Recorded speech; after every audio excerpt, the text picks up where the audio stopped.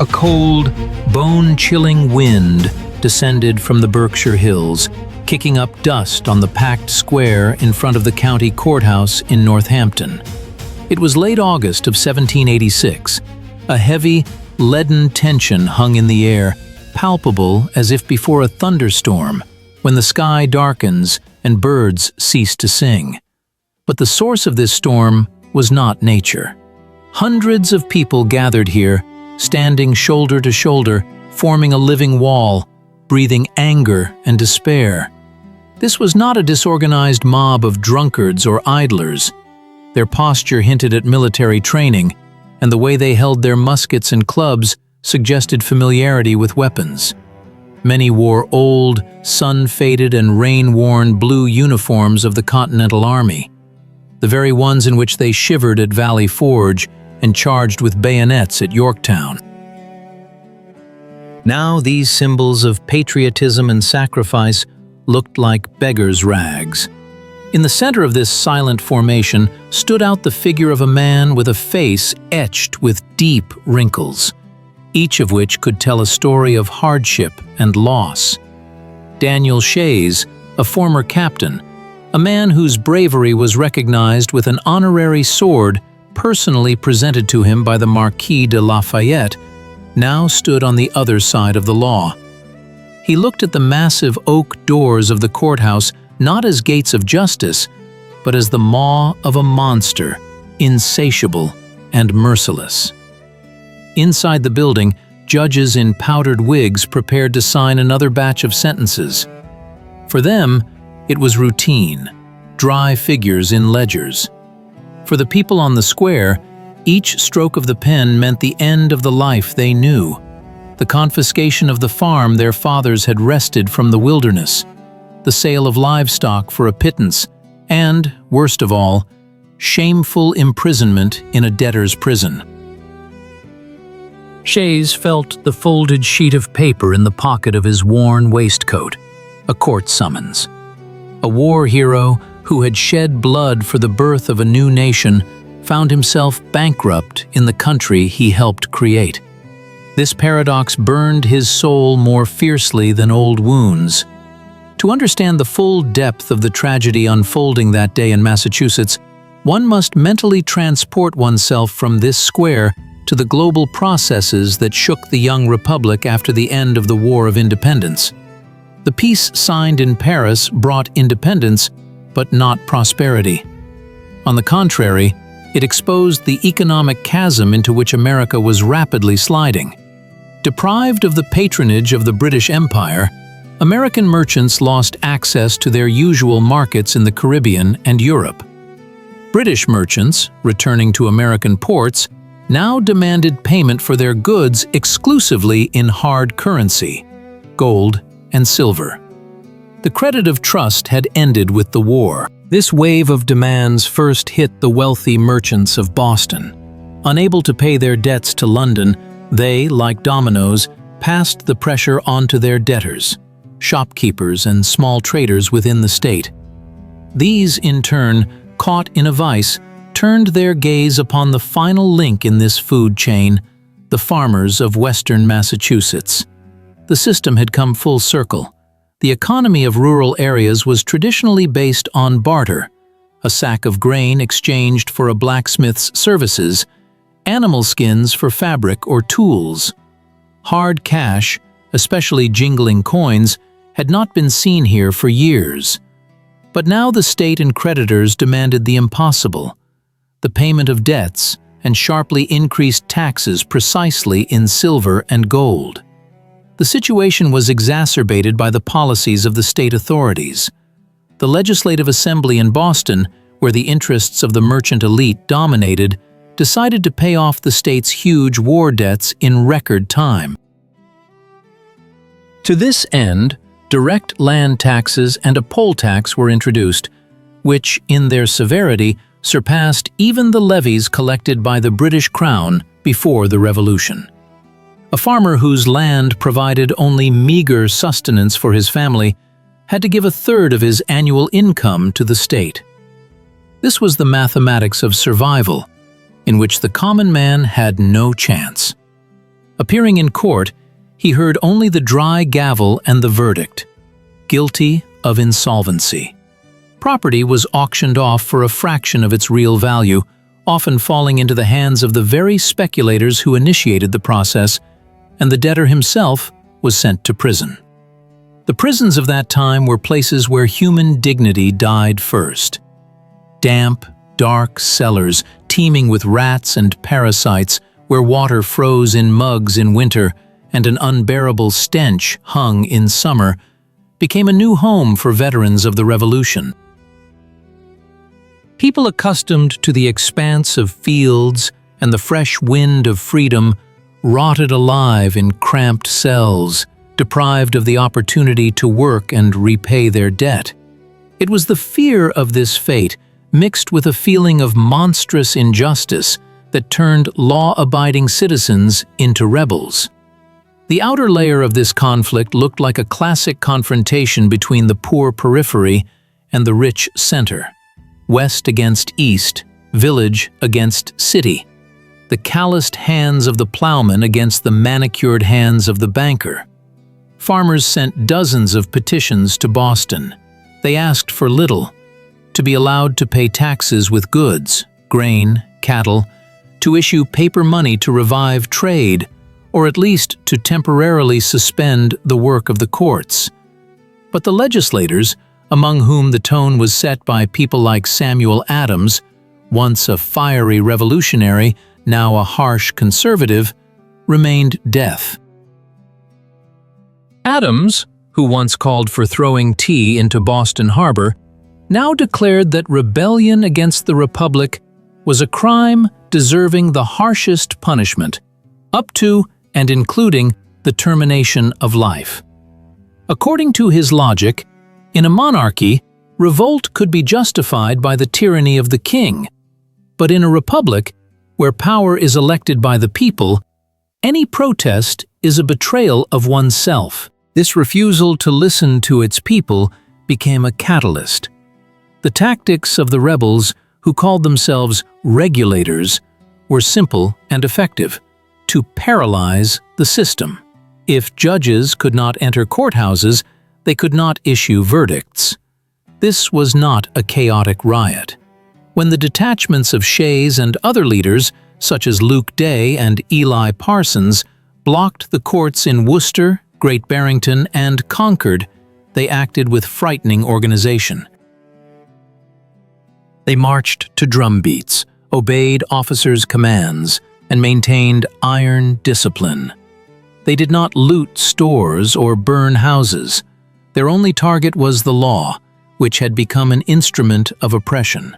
But beneath the political slogans and economic demands lay a profound internal conflict tearing at the souls of the participants. For Daniel Shays, the decision to lead the rebellion was an agonizing choice between the duty of a citizen and the duty to his conscience and family. He was not a radical. He was a man of order who only wanted to peacefully cultivate his land and raise his children. He had to sell that very honorable sword, a gift from Lafayette, to buy bread for his family. This act became a symbol of his personal fall and despair. Each time he looked at the empty scabbard, he felt a pang of shame and anger. By leading the rebellion, he knew that he was risking not only his life, but also his honor, risking being remembered by posterity not as a war hero, but as a traitor. On the other hand, this internal conflict also concerned those who stood guard over order. Many officers of the local militia refused to disperse the protesting crowds, seeing in them their neighbors, brothers, and former comrades in arms. Governor James Bowdoin found himself in a situation where the state apparatus of violence ceased to function. He issued orders, but there was no one to carry them out. The militia either sided with the rebels or simply went home. This created a power vacuum that was filled with fear and uncertainty. At the deepest philosophical level, Shays' rebellion became the first test of American ideology's strength. What is freedom? Where is the line between the right to protest and anarchy? The Founding Fathers wrote that government derives its just powers from the consent of the governed. But what if a significant portion of the governed withdraws its consent? The farmers appealed to the _one_,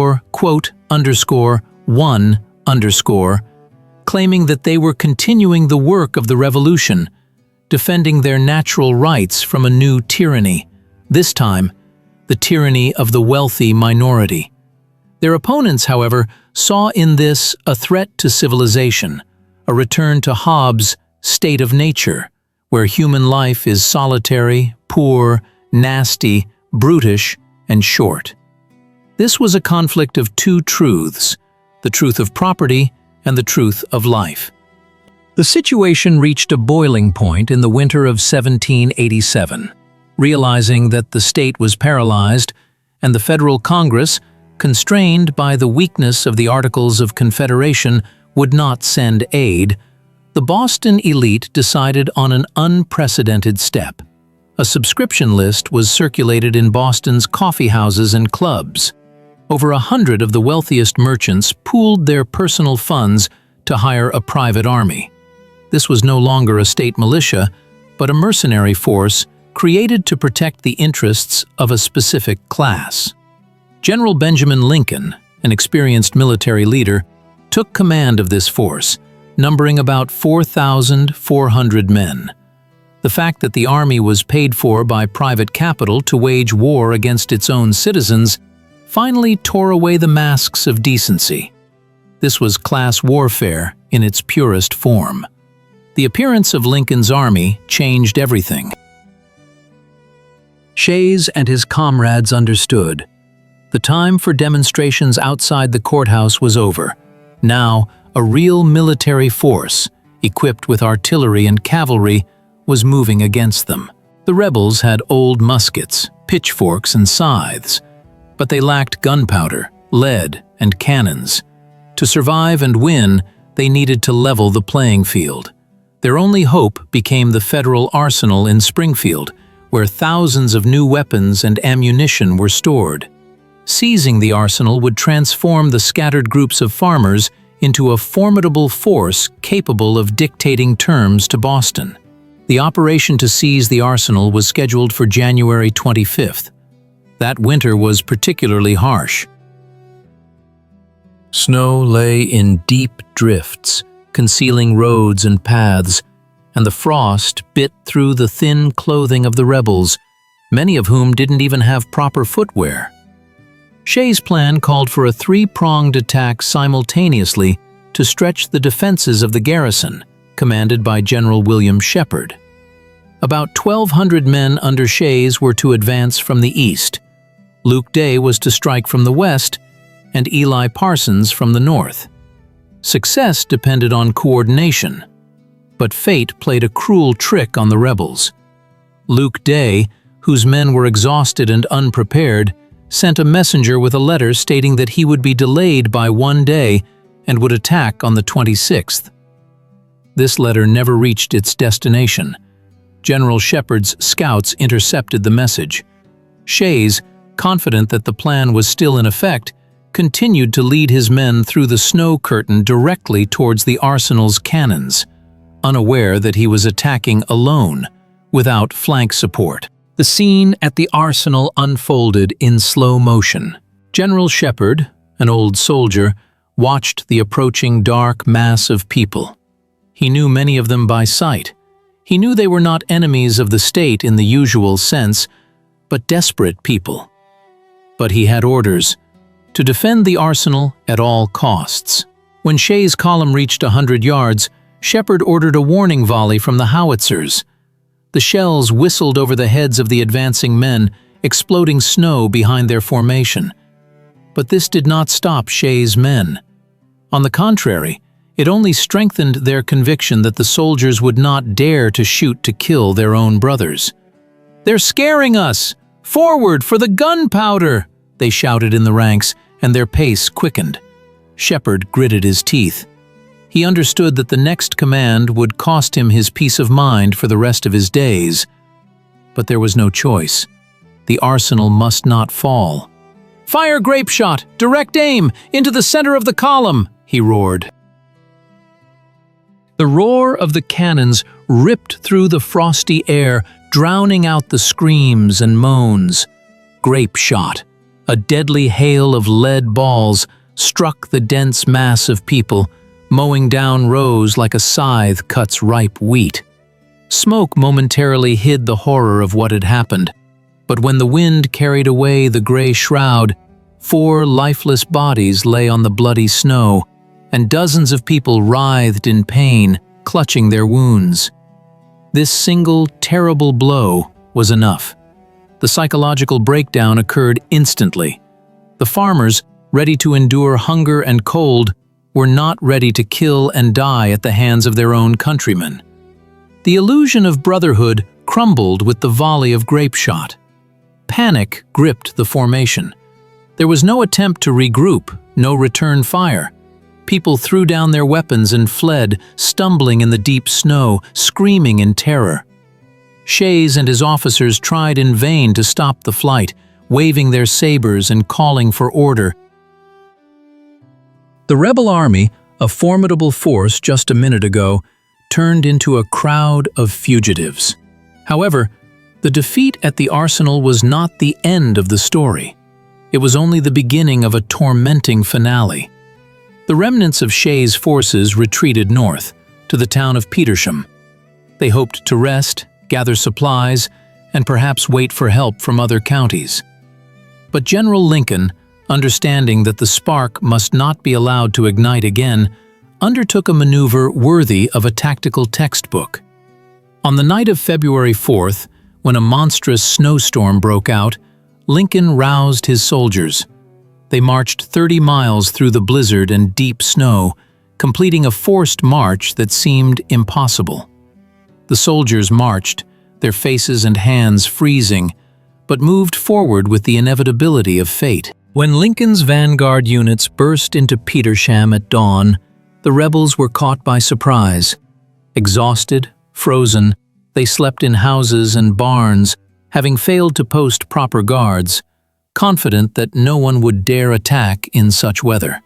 The surprise was complete. Shays barely managed to mount his horse and flee into the woods, heading for the Vermont border. Hundreds of his followers fled with him, leaving their last hopes in the snows of Massachusetts. Organized resistance was finally broken.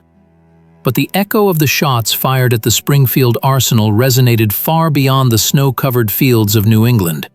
It reached offices and drawing rooms in all 13 states, causing shock and awe among the political elite. At his Mount Vernon estate, George Washington, long retired from public life, anxiously read letters from Henry Knox and David Humphreys. The correspondence painted apocalyptic pictures.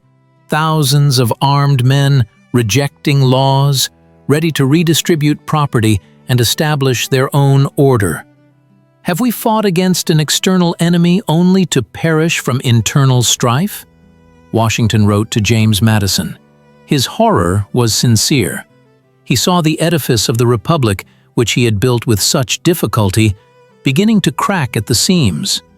Fear of Shays and his gang became a powerful political factor.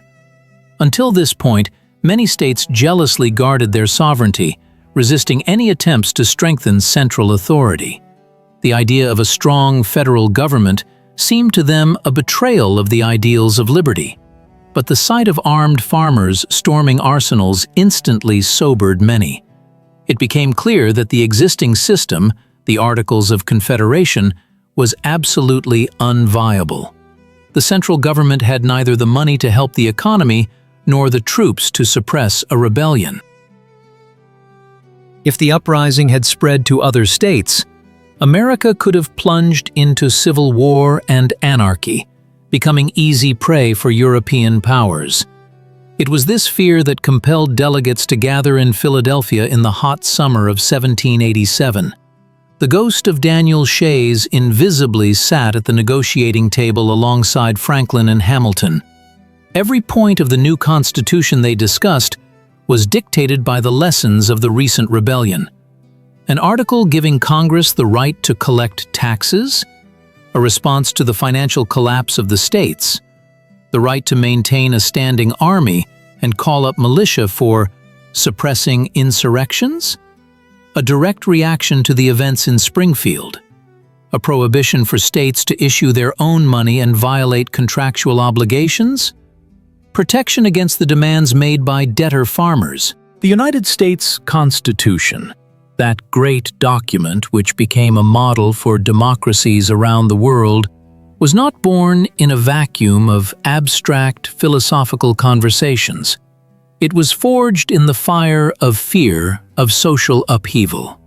The Founding Fathers sought to create a system of checks and balances not only to protect against the tyranny of a monarch, but also to protect against the tyranny of the majority, from the uncontrolled element of popular anger. They wanted to create a more perfect union that could guarantee internal tranquility. History is full of irony. Daniel Shays and his men lost on the battlefield. Their army was scattered, their leaders fled, many were sentenced to harsh punishments. However, in the long run, they achieved a peculiar victory. In the next Massachusetts election, voter anger swept away the hardline party. The new governor, John Hancock, showed the wisdom of a statesman. He understood that executing the leaders of the rebellion would only create martyrs and sow the seeds of future hatred. Hancock pardoned most of the rebels, lowered direct taxes, and suspended debt collection. Shays himself, condemned in absentia to the highest penalty, spent several years hiding in the forests of Vermont, living as an outcast. But over time, passions subsided, and he too received a pardon. He moved to New York State, where he lived quietly and modestly, trying not to draw attention to his past. He died in poverty in 1825, never becoming rich, but living to see the country, which he inadvertently helped strengthen with his rebellion, become a prosperous power. The old rebel even received a small pension from the federal government for his service during the Revolution, another smirk of history. Looking at these events through the prism of centuries, we see that Shays' rebellion is not just an episode from a history textbook covered in the dust of ages.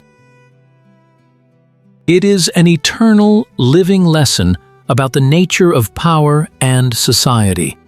It reminds us that the stability of the state cannot rest solely on bayonets and laws. True stability is possible only when the economic system is just and the voice of the common man is heard in the corridors of power. When the chasm between rich and poor becomes insurmountable, when despair replaces hope, the social contract breaks and violence takes the stage. Our thoughts return to that empty square before the courthouse, where the wind still whips up dust. The shadows of people with muskets have long since vanished into the past, but the questions they posed remain relevant. Where does the line between order and freedom lie? Whose interests should the state protect first and foremost? How can a balance be struck between economic efficiency and social justice? Each generation is forced to seek answers to these questions anew. Daniel Shays, a farmer who did not wish to be a hero but became a symbol, left us a legacy that makes us ponder. Sometimes it is through crisis, through pain and conflict, that society finds a path to renewal and the creation of stronger foundations for its future. In this dialectic of struggle and creation lies the endless movement of history.